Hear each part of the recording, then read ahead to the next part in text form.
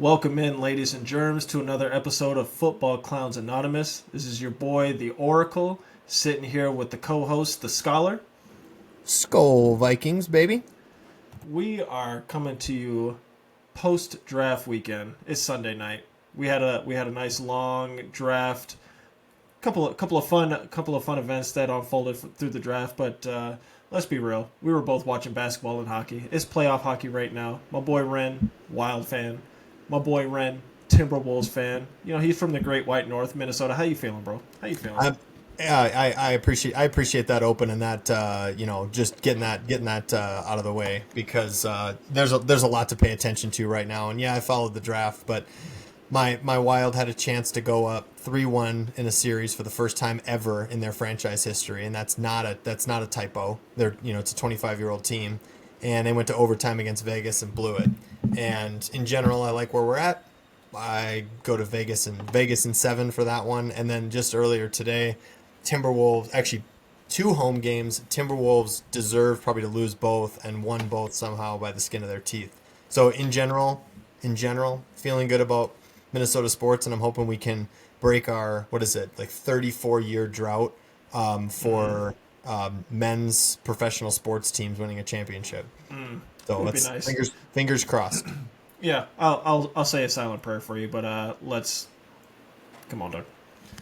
It's going to be kind of wild if LeBron and Luka lose in the first round, but that's. You're absolutely right, but KD and Booker in the first round last year got swept by the same Wolves team. That is a very fair point, sir.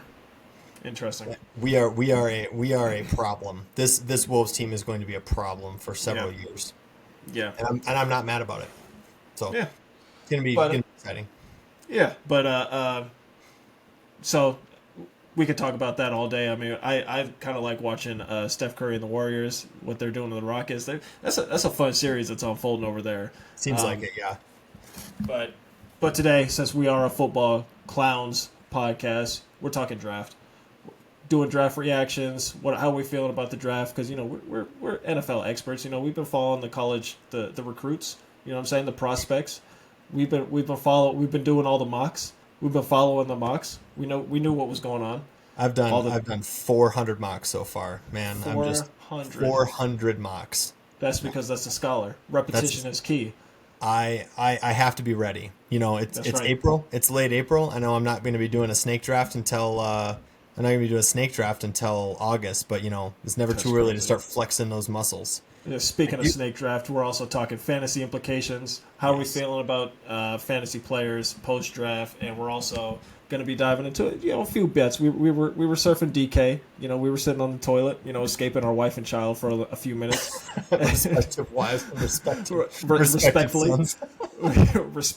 of course. Of course. Took a couple minutes to go and surf DK like some degenerates to see, just see what these lines are talking about. See if we could get a couple of preseason wagers placed.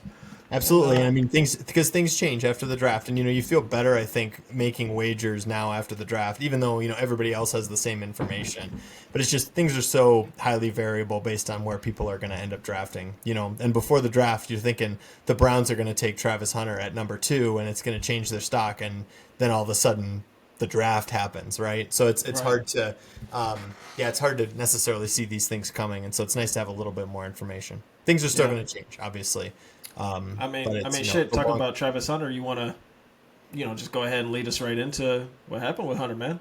Yeah, absolutely. I mean, I spent a couple of years watching him as a Buffs faithful myself. One of the most, I'm just going to say, in my lifetime at least, or in my sort of fandom, the most exciting college football player to watch. Won the Heisman last year for the Buffs. He just got his number retired last week or something like that by the Buffs. So good for him. Not just about Travis Hunter, but the fact that the Jaguars wanted him so bad that they traded away.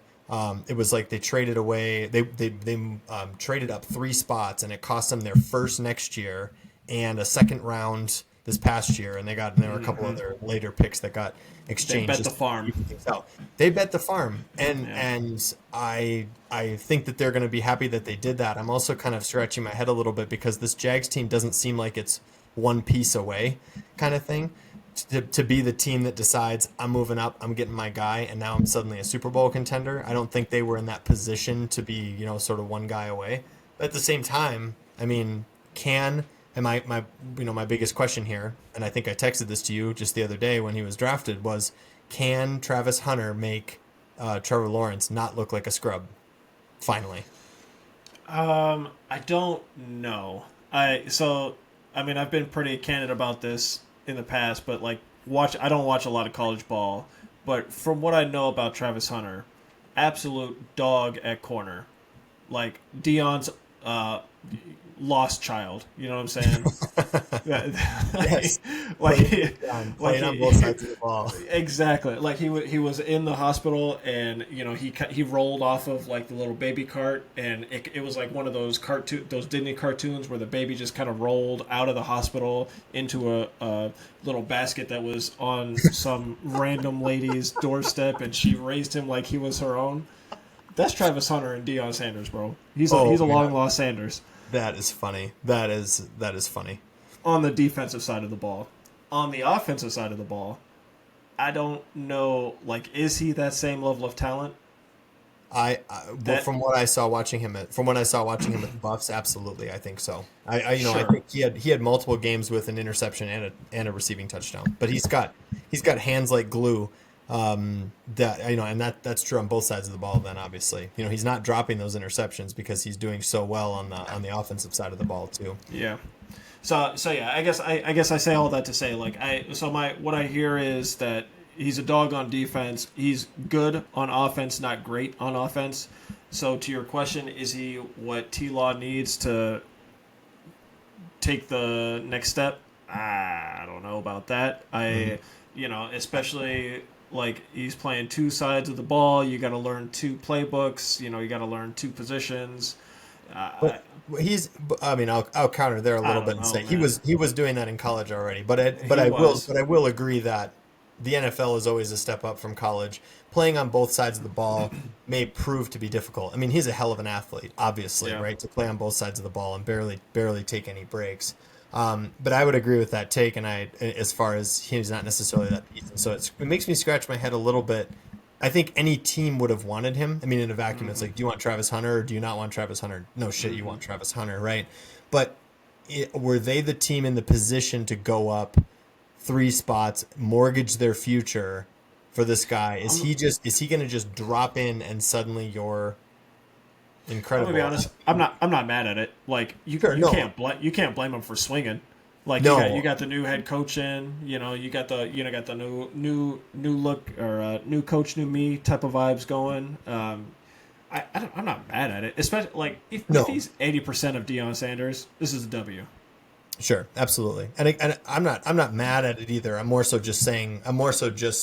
It's kind of interesting to me that it's just kind of interesting. It makes you think twice about sort of what it's going to necessarily do. Are they going to just suddenly make a huge leap necessarily? Were they in a position for one guy to make a big leap? Obviously, he makes you better. Yeah. Obviously, he makes you better. So, and you know what? Shoot your shot. Like if you really think that Trevor Lawrence is finally like poised and in a position to be awesome, then add a piece on offense and defense at the same time. You basically, okay, so you could use this argument. You traded away your first next year in 2026, right? You basically traded that away for an offensive and a defensive player. So more or less you drafted 2 players in one, which is not something you can say for almost any other player that's ever entered the NFL draft. So, right. Good for them and shoot your shot. But I have another, I don't think we can go much further talking about the draft and the Colorado Buffaloes without talking about Deion's actual kid, Shedeur Sanders, who was a shoo-in basically to be drafted in the first round and fell to the 5th round to be taken by the Cleveland Browns. What a shock. I was in disbelief that he wasn't drafted in the first. I don't know, maybe because I'm a Buffs fan, I'm biased. But he had his number retired with Travis Hunter's a few days ago. And I was shocked that he wasn't drafted in the first 15 picks, let alone down to the 5th round at pick 140 something.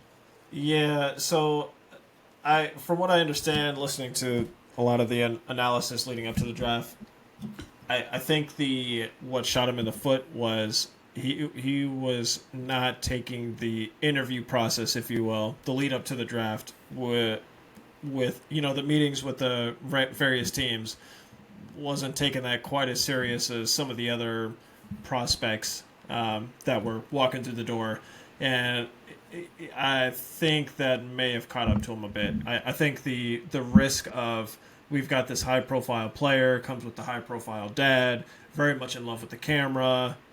Shit doesn't stink.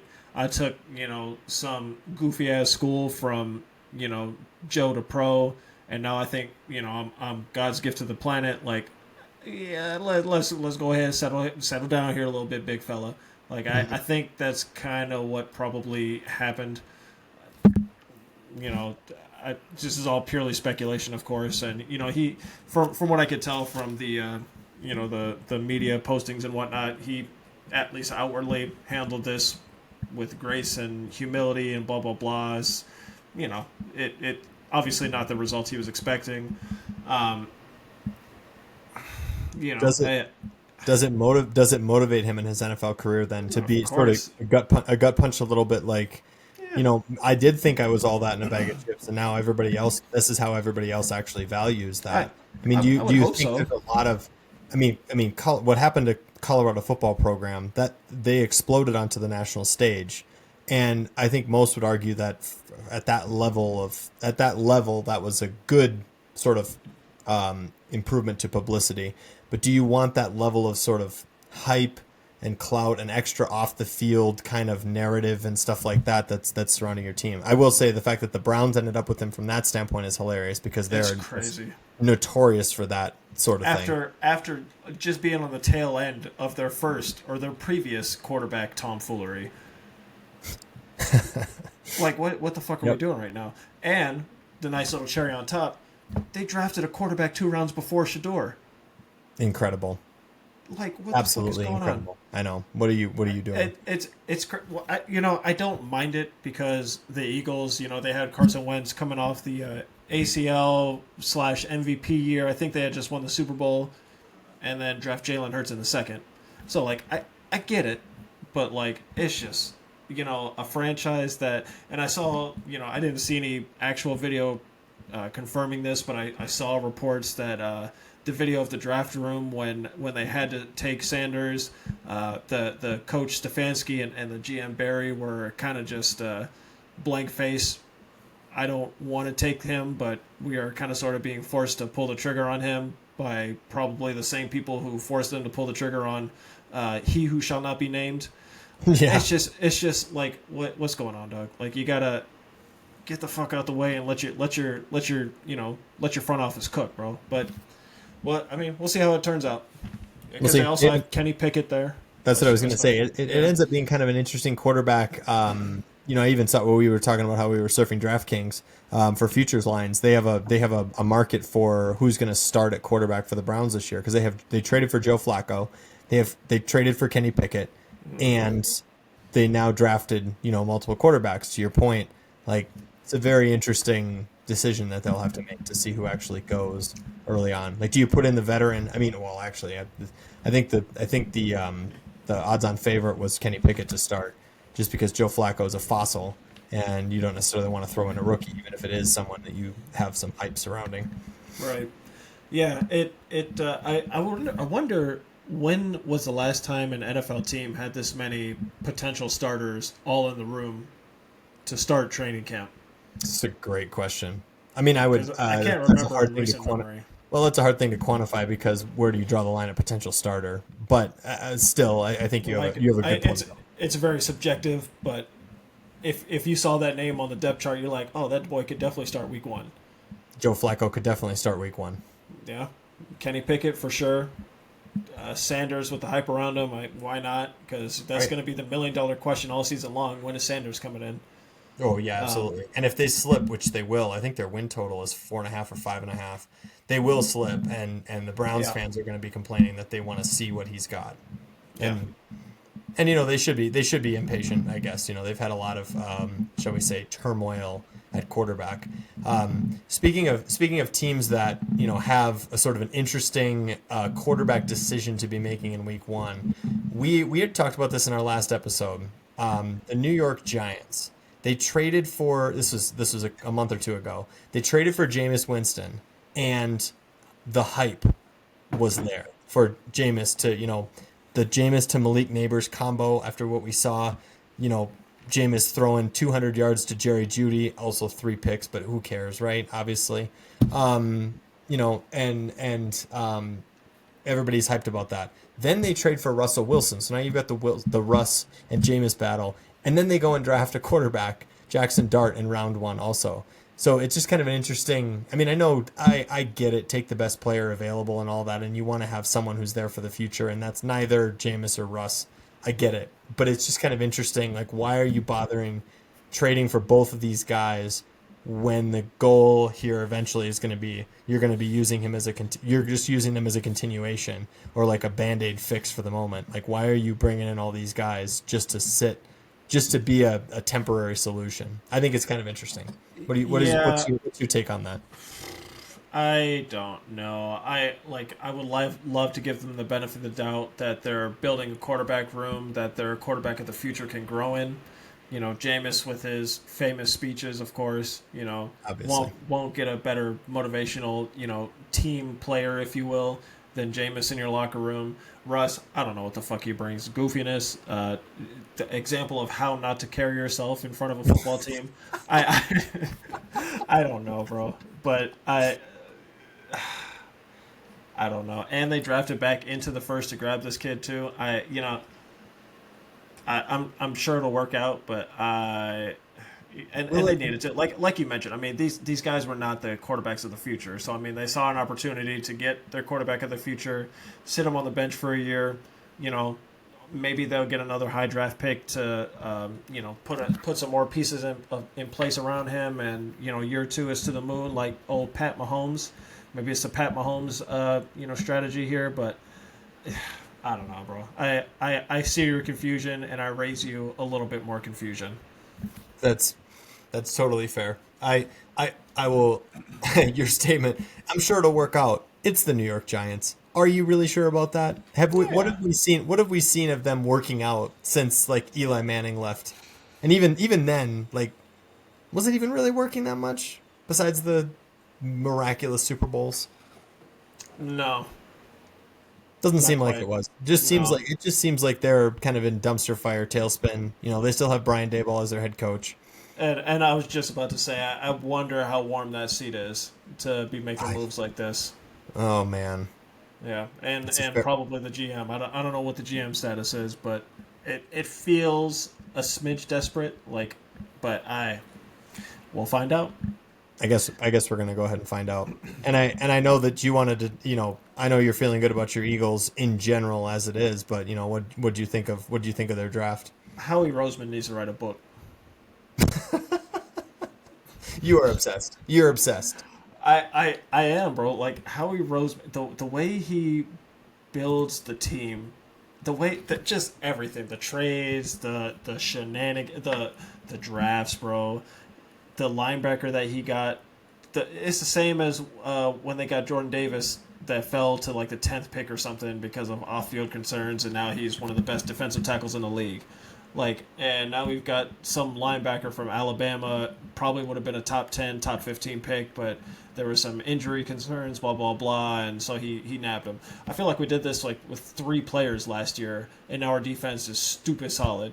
And now we just did the same thing again this draft. I think the first half of the Eagles draft was all defensive players, which is wonderful because, oh, by the way, we've locked up our core pieces on offense for the next 4 or 5 years. So might as well just start building up that pipeline of defensive players, make sure that shit's locked up.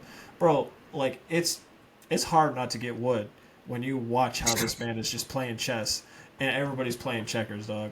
It's just beautiful to watch from a team building, strategy.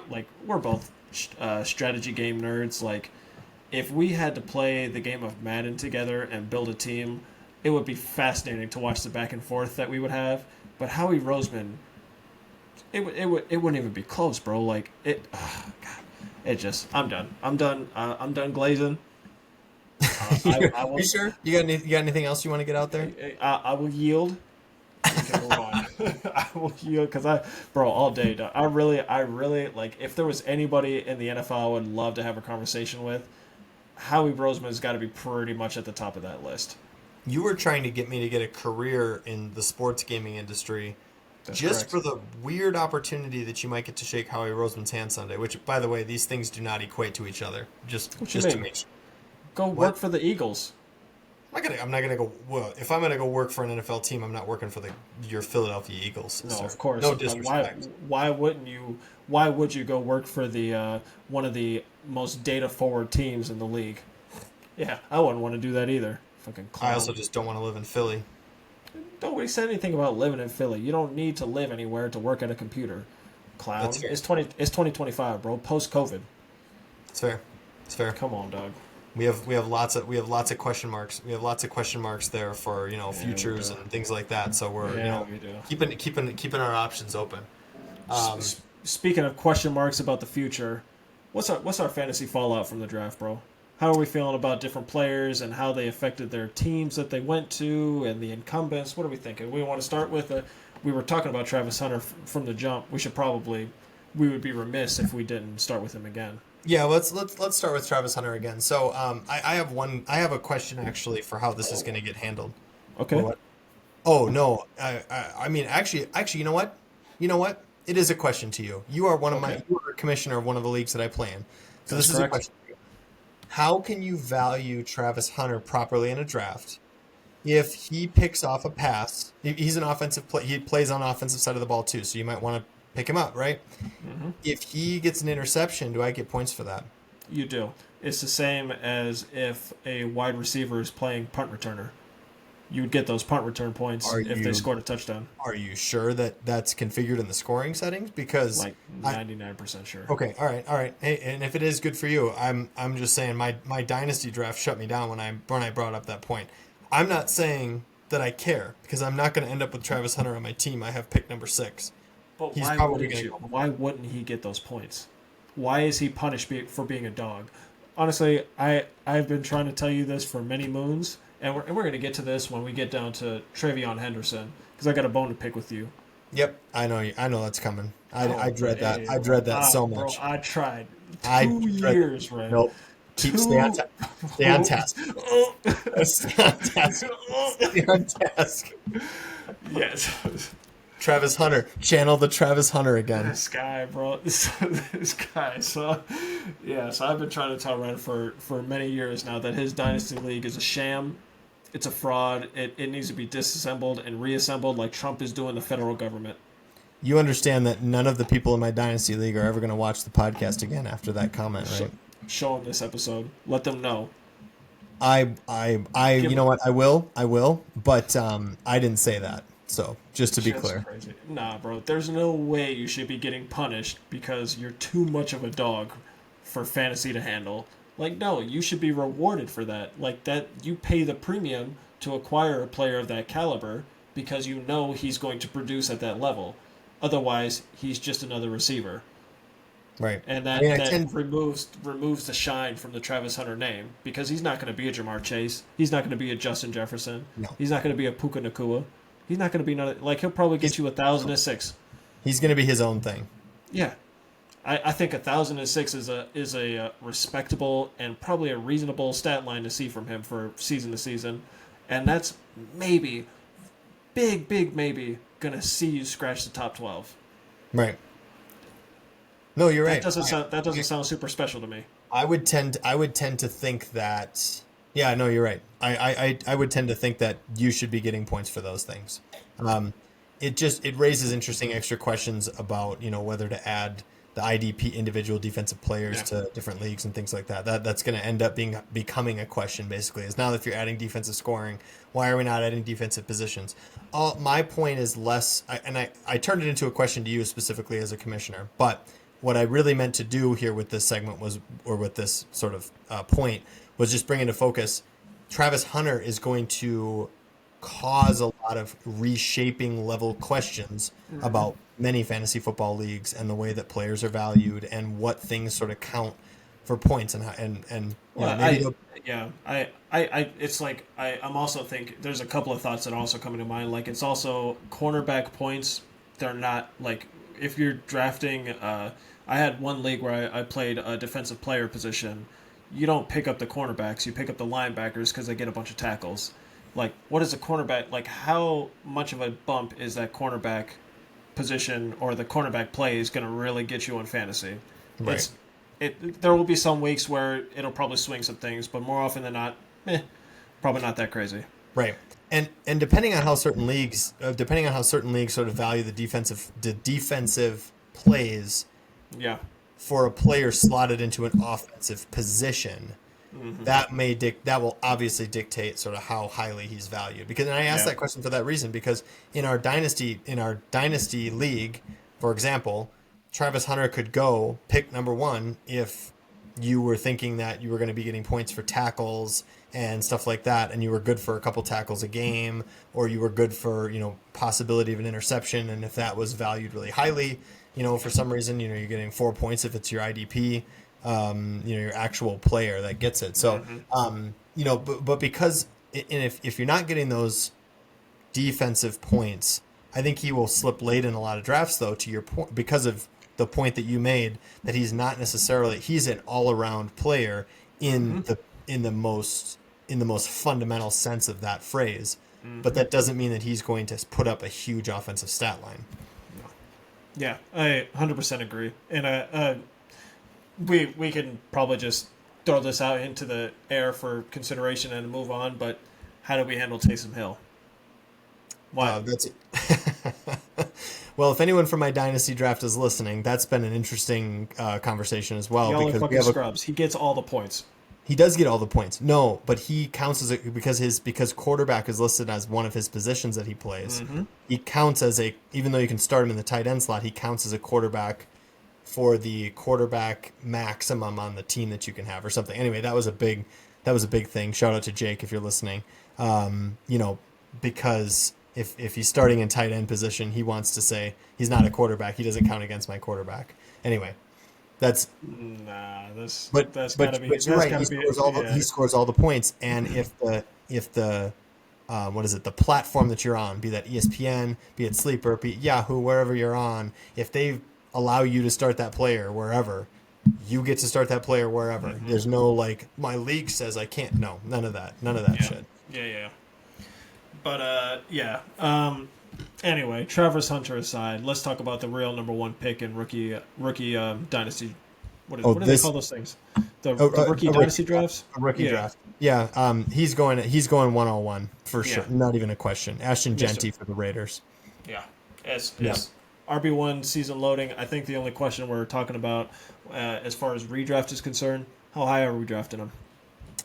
It's a really good question because the usage with unless they add another running back, he is 250 to 300 touches. Yeah, he is, and so many teams don't even have that. He's a rookie, and so many teams don't even have that sort of. I think I've heard the term bell cow thrown around. Yeah, quite a bit. So many teams don't have that. That's what Josh Jacobs was for the Raiders. 5, 6, 8 years ago when he came in. Basically, he was an instant bell cow. I think that we should expect that to be the case for him too. I would expect that in a snake draft, he might not be going past the second round for that reason, just because of expected usage. Now, there's going to be a lot of people that complain really heavily if he busts for that reason, but I'm not sure that I see that coming. So I just pulled up Fantasy Pros PPR draft rankings. I don't know when this was updated. I think it says April 27th up at the top, and they've got him at the 33 spot overall. That puts you in the 3rd round.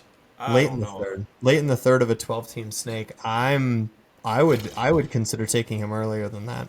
Yeah, I think so. It depends on who else is available. They got Devon Achane above him, Lad McConkey, Tyreek Hill, C-Mac I could for sure see. But C-Mac, yes. They got Bucky Irving at 24. Oh boy, Josh Jacobs ahead of him. I don't know Garrett about that. Wilson, Jaden Daniels at 29. Nah. No. Well, Terry McLaurin.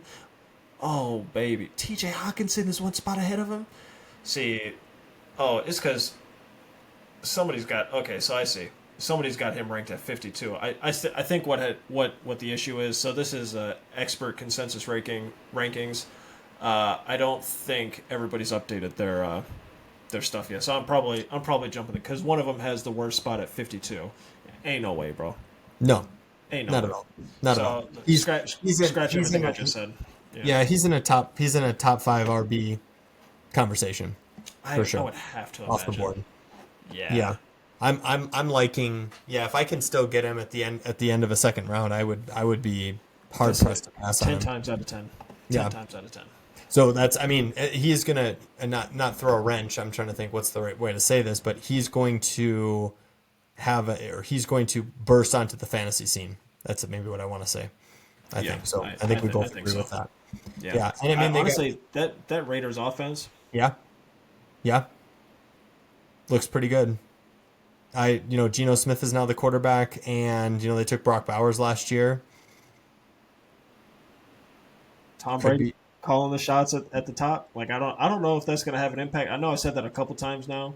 I don't know if that's going to mean anything, but having the GOAT in your corner in any capacity, there's got to be a force multiplier in some aspect. So we're not to the betting segment yet. Do you know what the Raiders? Do you know what the Raiders win total is? I think I actually might have it on my thing. I don't, but I believe it's 8.5. 6.5. It's not 6.5. I saw it in DraftKings at 6.5. That's why we're having this conversation. Yeah. The only thing that scares me about the Raiders is that division. The AFC West should be the strongest division on paper. Should be the strongest division in football this year. I think so, man. I really wanted to get some action on. Well, we'll get to that. Yeah, no, we have something a lot more important to discuss. I can't avoid this anymore, can I? God damn it! Go ahead. Travion Henderson to the Patriots. To the Patriots. Now, Renly, what have I been imploring you to do for the past 2 off seasons? You have been trying to tell me to trade Ramondre Stevenson. All Ramondre has done the past 3 or 4 seasons the only thing he has done is gotten less efficient with time. That's the only thing he's done. Oh, and by the way, he keeps fumbling the fucking football.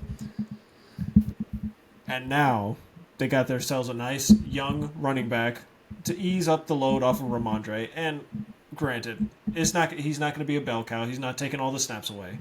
It's probably going to be a nice nightmare. It's honestly a perfect split backfield shitstorm of a situation for you. You're not going to know which weeks to play Ramondre.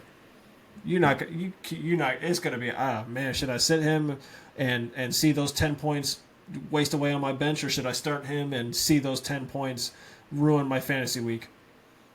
And you know what you could have got for him? Probably a pretty reasonable haul. 2 years ago. Probably. Oh. I traded too much. I traded James Cook and a first round pick for him.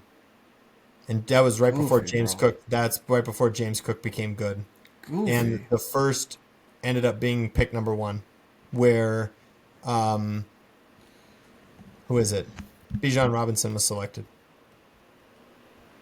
That's just no good, bro. And now you just lit all that on fire. All of it.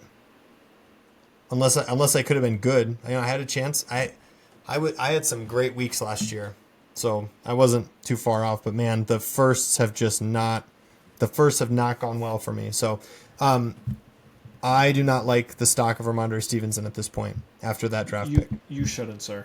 No, you should be ashamed of yourself. You should say you're sorry, quite frankly, to the Oracle for disrespecting his wisdom, his guidance. I wasted all of these premonitions. You know what I'm saying? All these premonitions on you, dog. How has this negatively impacted you in any way? It hurts my reputation. This could have been a 5-star. This could have been a 5-star review on Yelp.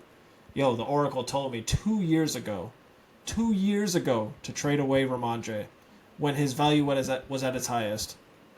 you could have gotten a wonderful haul, revamped a team that has quite a few holes in there, sir. And you probably could have kept Jay Herbo if you would have sold Ramondre instead. Are you going to apologize to me for telling me to trade Justin Absolutely Herbert? not. Oh, Absolutely really? not. Oh, No, sir. all right. Do I have a reason I'm just yet? making sure we're clear on. I'm just Do I making have sure a we're reason? clear on everything. What did you get back? For Justin Herbert, Yes, sir. Dak Prescott, Jalen Warren, a pick that got me Blake Corum, and Ty Chandler, who's a scrub, and I think one other thing. That sounds reasonable to me. I still maintain to this day that NFL quarterback Justin Herbert 10 times out of 10 over Dak. Fantasy quarterback. There's a big question mark there. They're in the same category of any I would given say week. so. I would argue it's a 1-for-1 there, and you got a lot of holes that you attempted to plug anyway. But Yeah, nah. I mean, hey, we'll see what happens. I just want you to know publicly, I'm not issuing you an apology. I appreciate where you're coming from. No, you don't deserve that. You could have just as easily been wrong about that. Except the Oracle, never wrong, sir. That is just not true. That is, oh man. I wish I had a knee jerk, like, remember that time you told me to, no, I'm not going to come up with something on the fly like that, but man, remember the time, the Oracle's never wrong. Remember the time when you told me the Bears were going to win the division, the NFC North, like 2 years ago? Nah, I don't remember that. That was, nobody remembers that. Oh, I don't remember that. Convenient. The Oracle's never wrong, except he ignores the times when he is wrong. Wait, what? You goofball. What? Yeah, exactly. There we go. Yeah, we're not talking about anything.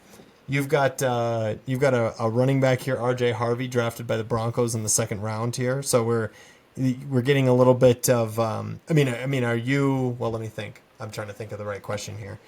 They got rid of Javonte Williams to the Cowboys. They're trying to provide some kind of stability or hopefully some clarity is maybe the right word, because they've had kind of a mess at running back. Mm-hmm. As long as they've basically been a mess at quarterback, they've been a mess at running back too. Yeah. So, is this the clarity that they need, do you think? I hope so. It's hard, like we're again jumping ahead here, but we were looking at division winners on DK. It's hard not to see the Broncos at plus 320 and you're like, oh. The way Bo Nix was playing, they got Cortland Sutton. I believe they brought in Evan Ingram at tight end. The defense is stout. Like, they got themselves a nice little running back. Like, I don't know. We're jumping ahead, but I have to be honest with you. I had the same thought. Oh man, same with the Chargers. I think it was like the Raiders were 320 and the Chargers were 310 or something like that. Yep, 310. I would hit both of those under the impression that I think it's going to be one of them, and then you're getting 4 extra money.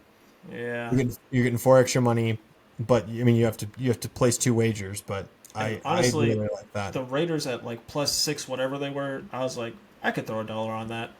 Yep, little sprinkle. I could honestly, anybody not named the Chiefs, I would be willing to roll the dice there, because yeah, it's Pat Mahomes and they're the Chiefs and blah blah blah, but nah, that dam's got to break eventually. And I feel it coming. This year is set up for that to be a big disappointment. Is Mahomes going to win another? Is Mahomes going to win another Super Bowl in his NFL career? Absolutely, he is. However, this year it just feels like they can't keep pulling the rabbit out of the hat. Last year was anomalous, and you saw every crack and scar was exposed in the Super Bowl against the Eagles. Yeah, they were pulling some bullshit for a very long time last year. Yeah, and I mean, they got called out on it, and this is the letdown year. They did, and I was going to say, speaking of Chargers, I mean they also have themselves a nice new running back in their backfield, Omarion Hampton. For fantasy purposes, I think he should probably be in the first 3 rounds, drafted in the first 3 rounds. I would imagine he supplants J.K. Dobbins and Gus Edwards. And, in a very run-friendly offense, we know Harbaugh and Greg Roman love to run the football. He's probably gonna do just fine. Probably, another 1,000 yards on the ground and, 4 or 5 touchdowns or something like that, assuming he gets the bell cow role, of course. It's an interesting take if they didn't also trade for Najee Harris. I'm not worried about no damn Najee Harris. I did forget about Najee Harris. I'm not gonna lie to you. That's But what. Yeah, I know. yeah. I'm just making sure. I'm just making sure. I'm not worried about Najee Harris. He's gonna be the bell cow. No, he's not actually. He's not gonna be the bell cow either. This is gonna be it's a committee type of situation. But I don't think I don't think that Omarion's gonna be drafted that high because of him. He could end up being a good pick in a dynasty format though, or somewhere down the line to kind of like a later season sleeper type of situation. Yeah. Yeah, I think it's interesting. I also I know I really don't want to talk about Travion Henderson for a second more than I have to because I'm disgusted. I'm disgusted. But as long as the Oracle is on the clock right now, I got pick number 6. If I have the opportunity to take Travion Henderson and pair him with Ramondre Stevenson in an offense led by Drake May, where there's some hope, with Stephon Diggs is on that team now. Do I do it? Do I do it? Who else is available? Or do I run away as far as possible from the Patriots' backfield debacle? Oh, don't do this to me. Is that real? Is this what's happening right now? What? Is this scenario real?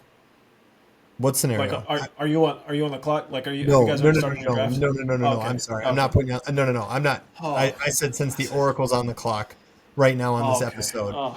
If I get that opportunity, I'll just tell you, just to be fully transparent, our draft is happening live and in person in Denver this year. 10 dudes are flying in. That's right. So we're doing a live in person, like all kinds of beer drinking and bartering. It's gonna be magical. Over your anniversary weekend, if memory serves. It is after my anniversary. The anniversary is Thursday. We're celebrating the weekend before, and if you want to say my anniversary weekend is the weekend after, that's a stretch because we're celebrating the week before. Gotcha. Of course, I just wanted to make sure everything was on the up and up with your wife. I wanted to make sure all the I's were dotted, T's crossed. You know what I'm saying? I'm on a very short leash. I got a work trip right afterwards too. It's rough. It's rough in these streets. Got a 1-year-old at home. What's the current status of your wife right now? What's she dealing with right now? She will be 24, 22 weeks pregnant then too. So I'm gonna get probably stabbed when I walk back in that door. Yeah, I'm gonna go ahead and we got a hat here that we pass back and forth between each other when we do goofy shit. It's beautiful. I think that it's getting close to being about that time to mail it back to you because you're begging for it. You should be keeping a post-it note of all the things that I've done to deserve that. Actually, you're 100% right. I should be. Because there've been plenty. I sent it to you. My wife, wonderful, sent you guys, I guess, together a care package after your son was born, and in that care package, I slipped in the goofy hat and said, "This is what you get for expecting Joe Flacco to beat C.J. Stroud in a playoff game." That's basically what I. That's what started this whole shenanigans. What started it, and I know that I've already more than deserved to get that hat back, but you're waiting for the proper moment. Oh, buddy. Oh, yes, sir. It hasn't hit yet. There have been a couple of interesting ones, but not quite. We'll get there. And I promise, football clowns, you will know about it. Oh, absolutely. Rest assured. Absolutely. This is a community here where we publicly can roast each other here. So 100%. Yeah. I mean, you got any other fantasy implications you want to do here? Do we want to move to the betting segment here and wrap things up? We can move to the betting. One I think would be kind of fun that I think is going to be a fun one to pick up late in drafts is T-Mac to the Panthers. I think that's going to be a sneaky flex play. He's not going to win you any weeks. Maybe he'll win you one or two, but it's not going to win you a league, I don't think. But I think it'll be a fun flex play, especially if you got keeper leagues or drafts coming up or rookie drafts. But yeah, let's definitely head to the bets because I think we've both been kind of chomping at the bit a little bit to get to this section. We've had a few times where we've almost slipped into it full force. So yeah we can't hold the tidal wave back anymore. Yeah, I mean, so when I was looking at bets, I pretty much exclusively was scrolling through the division winners and the wins tabs. I looked at some of the other stuff, but nothing was jumping out at like the division winners and the wins. So, I'm guessing you were probably in both of those tabs quite a bit as well. I was. I got a few other things that are in there though. How do you want to do this? Do you want to pick like a bet category and go through all of our bets there, and we could start with division winners and then go to wins, and then we can wrap up with all of my other straggler miscellaneous. Yeah, let's do that. Yeah, I mean, I've got, and to be honest with you, I might be able to even pair in my miscellaneous stuff with the other. I might even just throw those in as the side when I say something, because I think I've got a couple in here that are related to each other. Sure. Okay. But yeah, go ahead and you can call the shots here. I've got one that is absurd, and I almost bet too much money on this as soon as I saw it. Lions are plus 135 to win that division. Let me repeat that one more time. The Detroit Lions, who won the conference last year with 15 wins in the same division as the Minnesota Vikings, Chicago Bears, and Green Bay Packers, are plus 135 to win the division. You worried about the losses of coordinators? Any chance? Not really. Not like okay. What against. So I guess.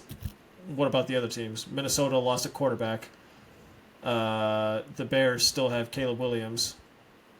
The Packers didn't show me enough last year to warrant thinking that they somehow magically got good enough. What did they do in the offseason to make you think they could beat the Lions now, who were playing without their defense? No, and that's the thing that's the card you can play on this, is that the Lions did that 15-2 run without half a team almost. Yeah. On injury. They didn't have Aiden Hutchinson for a good stretch of that literally year. The season. Yeah. Right. Yeah. I mean, yeah, I can't disagree with you. It almost seems too good to be true that the Lions can be that good again. On the other hand, but they maybe don't need to be. But they don't. Yeah. But they maybe don't need to be that good again. They just need to be themselves, and that's good enough in that division. It's not like there's another powerhouse there that you're like, I don't know. Somebody could surprise you. Caleb Williams could suddenly be a dog out of nowhere. Yeah, he could. We'll see. But yeah, I mean, so yeah, that one, that was an obvious smash to me. I didn't quite understand that myself. Maybe jump into the AFC North. Bengals plus 220. I figured you were going to go there. I need that one. Mm-hmm. I need that all day and twice on a Sunday. Do you still like Joe Burrow to be the MVP? I did not look at the MVPs, but I would definitely. I don't know what the odds are at, but I'm sure I'm going to be throwing a little bit of money on that. It's like 600 or something like that. I could work with that. Yeah, I mean he's among the favorites now. I'm guessing he's probably third or fourth. Enough of that hype, yeah. I don't know that I can disagree with you on that. I mean, the AFC North is always tight, and there's a lot of those tight division games. But with that in mind, you got to take the team that's getting the plus money on you. Yeah, 100%. And plus, I mean, I think the Bengals the Bengals keep shooting themselves in the foot. Should we believe suddenly that they won't do that this year? We probably shouldn't. But at some point, guess what we're gonna do? Yeah, guess what we're gonna do? Something's got to click, right? I mean, you could have made the same exact argument last year, and then they come out in week 1 and lose to the Patriots. Like, come on, and score whatever 6 or 8 points or something in that game. Absolutely ridiculous. Yeah. So I know I can't fault you for that. I'm gonna jump in here. I have to do this bet. I know it's not great odds. I have to do this bet because of last year. Bucks to win the NFC South plus 100. That division is absolutely theirs to lose. Yes, sir. And I know it. I want it to be plus 200. It's not. I have to take that bet. It's on my list. Excellent. It's on my list. Do you have all 8? I'm just curious. Do you have all 8? No, I didn't. Okay, all right. I was just curious if you picked one for all 8. It doesn't matter. I didn't either. No. But yeah, if you want to do the magical Oracle parlay again for your all 8 division winners, I'm going to, but we'll save that. We'll save that for a future episode. Oh Lord, yeah. You can't possibly do that. We already talked about Chargers and Broncos. I really like that too. I just throw that out. We already said that. Chargers are plus 310. Broncos are plus 320. I'd hit them both because I can't pick who. But the Chiefs are like plus 120 or something like that. I think they're minus. I think they're a minus. Are they really? Yeah. Oh my gosh, they shouldn't be, or minus 120 or whatever it is. Either way, they should not be. Yeah. This is the letdown spot for them. So I'll get that one. I'll get that one out of the way, and I'll pass the mic. I wanted to put both of those on my list, but I didn't have the balls. I didn't have the balls to do it, Ren. But I did have the balls to put Jags plus 320. That's an interesting one. Yeah. You think with Travis Hunter and you know what? I'll say that division's up for grabs. That division is absolutely up for grabs. That is what that bet is on. It's Yep. betting on not the favorite in a division that I think is going to be probably coming down to week 17 and 18, and just betting on a coordinator who made Baker Mayfield look like the next coming of Tom Brady, last year. That's fair. That's fair. Who is now the head coach of the Jaguars. They've got themselves a generational talent. Trevor Lawrence, I think is okay. Question mark? I don't fucking know, but we're gonna find out. I think he's okay playing in just a perpetually mediocre to bad dumpster fire. Yeah, I think he's okay. Yeah, and I think the Texans showed enough cracks to where they're vulnerable. They can be beaten. Well, they are. I mean, we'll see if they bounce back, but the Texans are favored to win that division at like plus 100 or something like that. That correct, to me is an awful bet. Just because the Texans should be favored probably to win that division, but there's something going on. I will be honest with you, as you said Jags, I was like, oh, that's kind of interesting. And then as I was realizing the NFC South is up for grabs, or AFC South, I'm sorry, AFC South is up for grabs. I was reminded I put on my list just a little sprinkle on the Titans at plus 800. Only because I know you don't. I know. But what if Cam Ward comes out and is good? The Titans could win that division with an 8-9 record. There is a reality where the Titans could win that division with an 8-9 record. This could be that situation. I know it's disgusting, but I'm just saying at plus 800 when you say the division's up for grabs. I will admit that I had the same thought. Why not? I can see that. But I'm not doing it. I can't do that one. I'll clarify again. I said it already. I'll clarify again. A sprinkle. This is a sprinkle.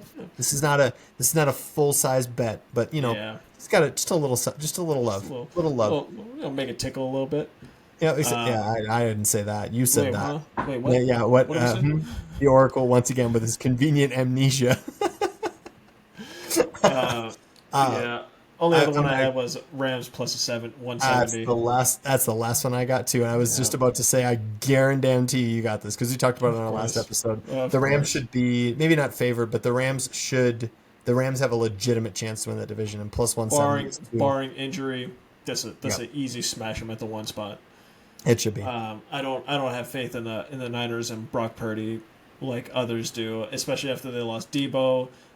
Kittle's getting up there. McCaffrey, I wanna root for the guy. I want him to have a clean bill of health coming into the season, but I think this is his age 29 year, coming off of Achilles / calf / PCL / whatever else he was dealing with. It's not a recipe for warm fuzzies. I mean, I guess in the draft they kind of bolstered the defense. They brought back Robert Saleh. During their glory days, they were kind of smash mouth defense and then pick you apart offense. The hints are there for a rebirth. I don't think it's this year. Rams are going to take it for sure.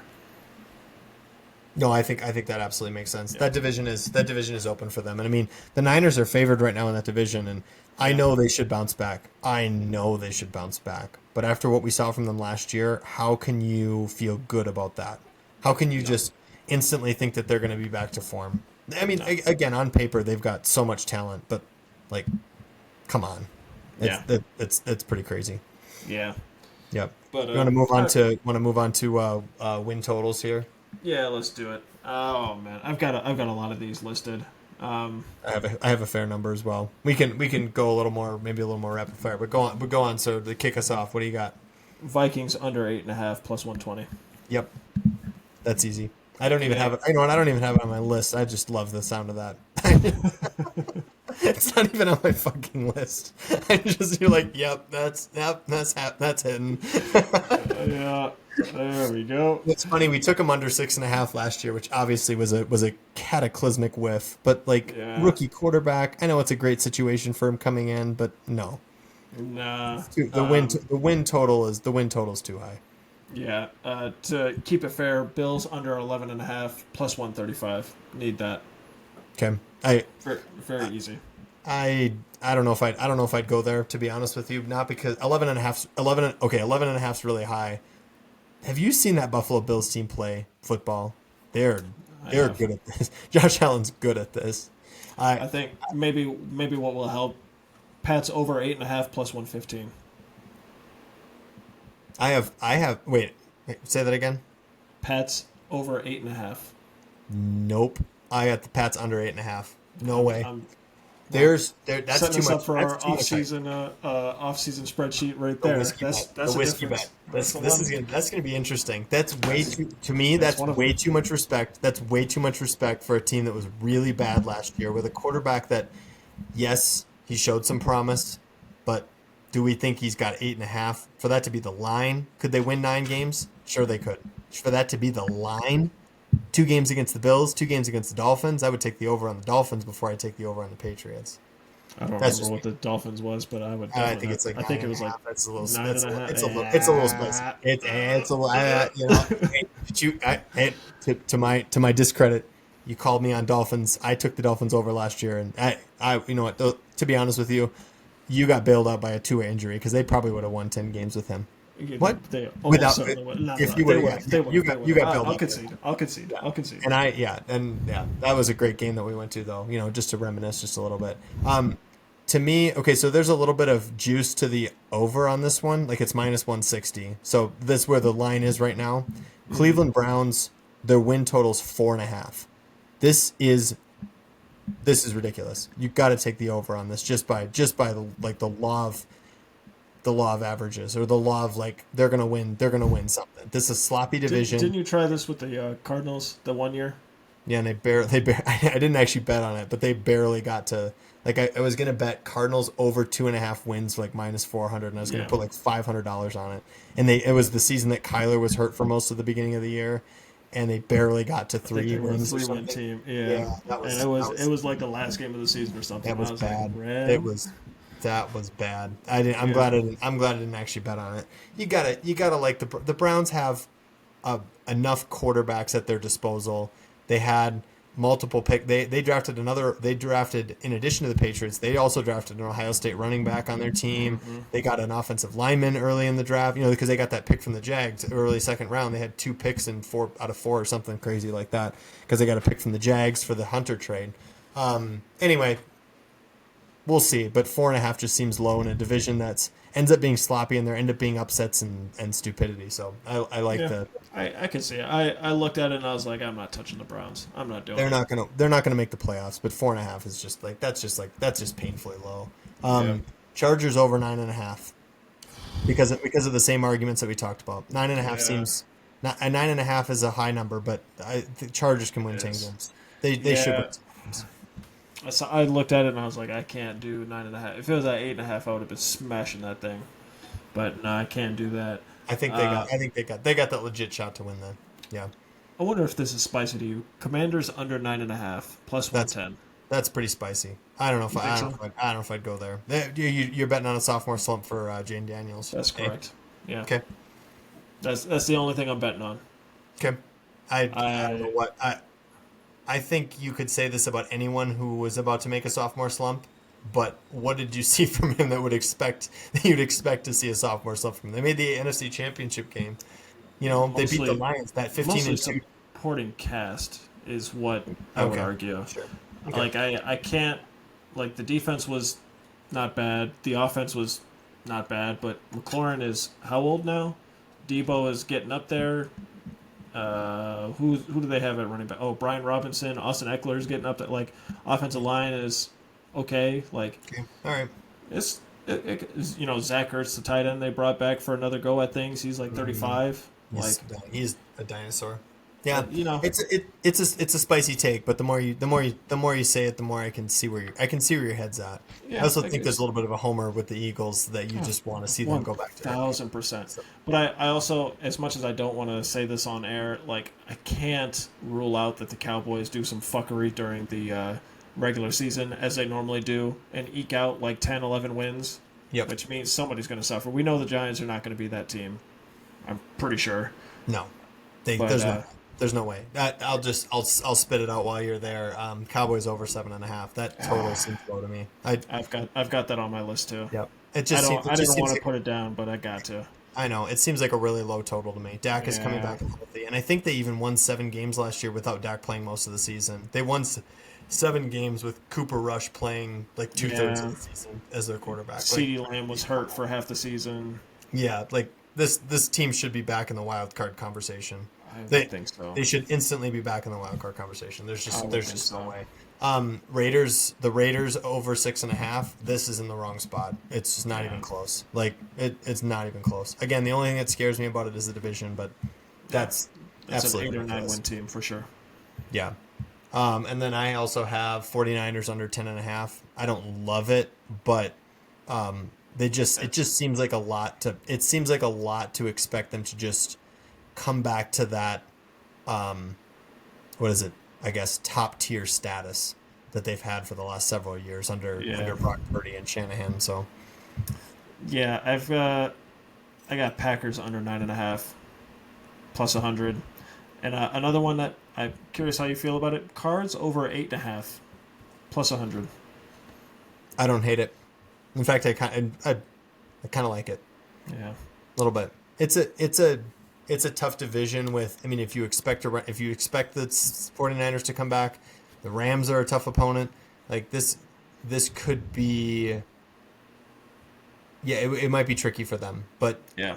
any given year they could turn it on and suddenly be that I team mean, that we all think Kyler's played at an MVP level many times in his career.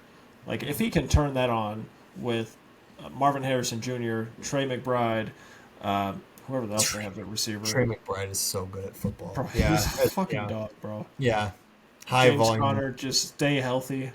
Like there's a path forward for it to just miraculously unfold and just be some beautiful football. I don't know what they're doing on defense. I think they probably worked on that a little bit during the draft, but What are their division odds? Because I mean, if they were like it's a lot. something crazy like 400 or 500, like that might be worth a sprinkle too. I looked at it. I don't remember what it was, but I was Yeah. like, I don't know about here. Division winners. What are we? They are plus 600. That's you gotta like that kind of. I mean, you don't love the bet, but you like it at plus 600. It's crazy that the Seahawks are favored above them at plus 550.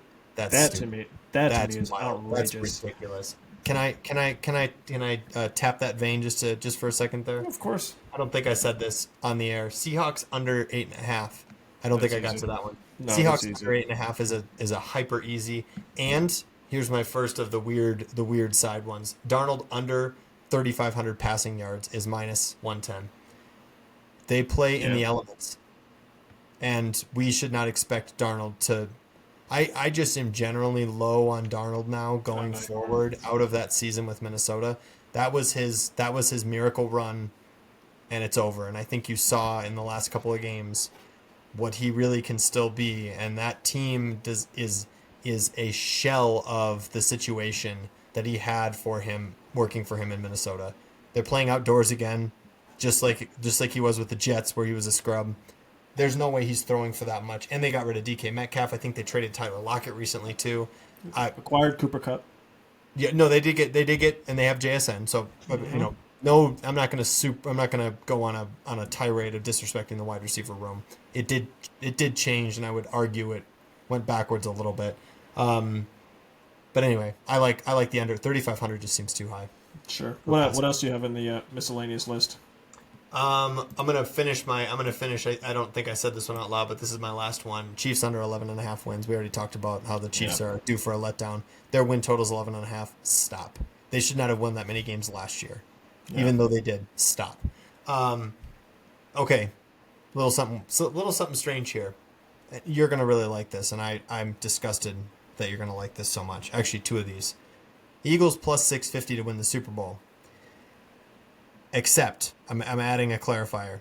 You bet on the 650 to win the Super Bowl. At the start of the playoffs, you cash it out, and you probably double your money. Because I'm not sure they actually will win the Super Bowl next year, but they will be in the playoffs, and they should win that division. I love that play. Just because your odds are going to increase throughout the course of the season, and by the time the playoffs run, there'll be 14 teams left in contention. Their odds will definitely be better than plus 650, and you can cash that out. And that's probably what I would do. Jalen Hurts to win MVP is plus 1,700.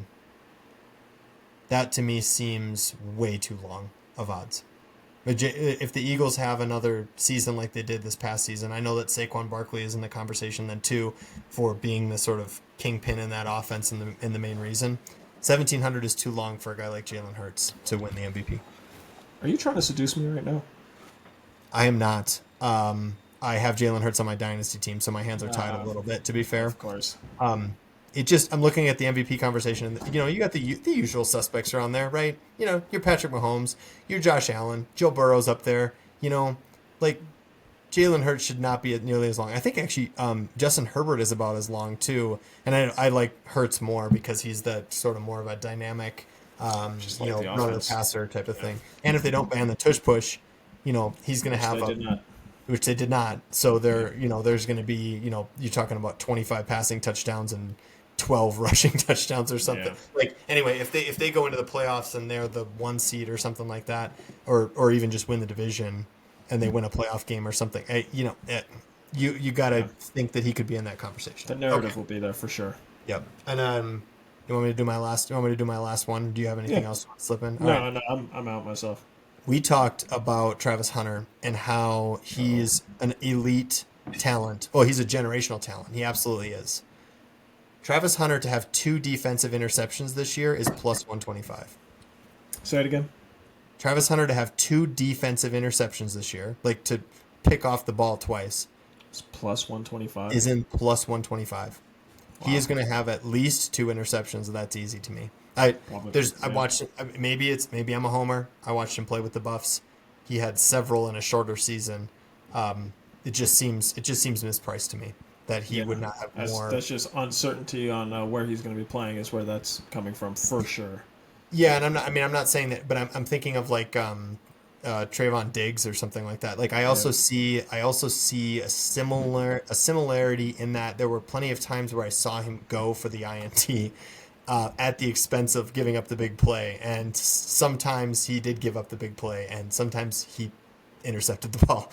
So I wouldn't be surprised if he goes into this season with that attitude of the stat line kind of thing, leaking into his consciousness maybe a little more than he ought to let it. But 100%. two picks should be easy for him. He plays in the AFC South. He may pick off Cam Ward twice. Just Cam Ward twice. Yeah. Like, come on. Anyway, I digress and I'm done. That's a good one. I like that one a lot. I'm gonna have to go investigate that one a little bit later here. Take a look. The odds will probably be moving, because the draft just happened. But right. Well, I think we've done it, sir. Nice little post-draft analysis. How we're gut check how we're feeling.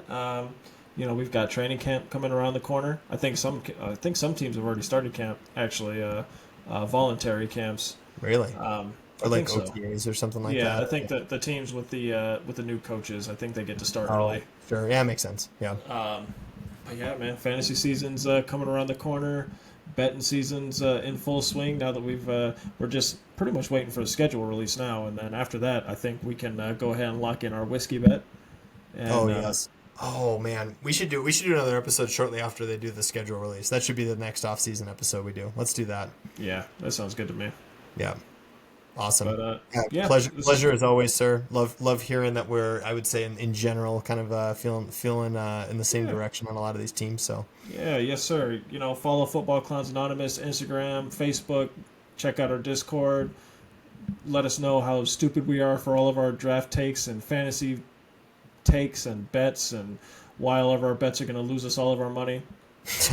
Let us know. Let us know in the chat. And till next time, man. See you later. Thanks.